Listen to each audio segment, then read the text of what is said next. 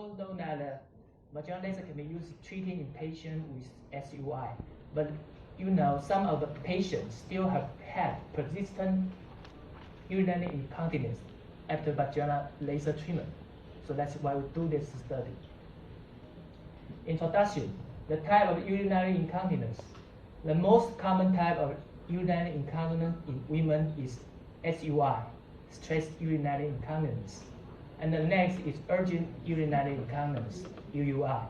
And if the patient has both of them, it's called MUI, mixed-type urinary incontinence.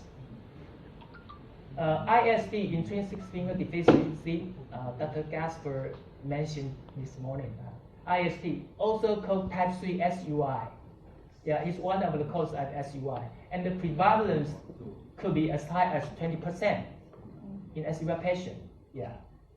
So it's type 3. It must have type 1 and type 2, right? Let's go on. This is very important. I had to emphasize this. Stress urinary incontinence, including universal hypermobility and intrinsic sphincter deficiency, right? And universal hypermobility is accounting for about 80%, and ISD is account for 20%. And it's very important.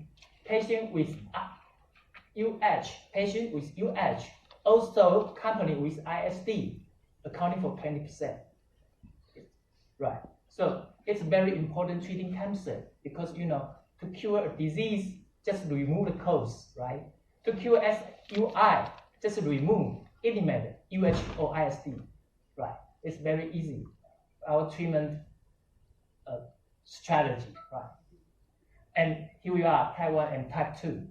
Universal hypermobility can be diagnosed by Q-tip test using cotton swab placed in the bladder and patient cough or abdominal strains, and the angle is greater than 30 degrees change, right? 30 degree change.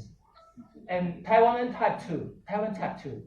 Generally speaking, type 2 is more severe pelvic relaxation than type 1, and sometimes with sister cell.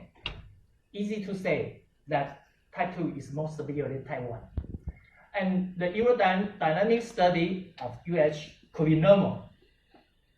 If MUCP may be normal, and VLPB that's greater than 60 cmH2O, it could be normal.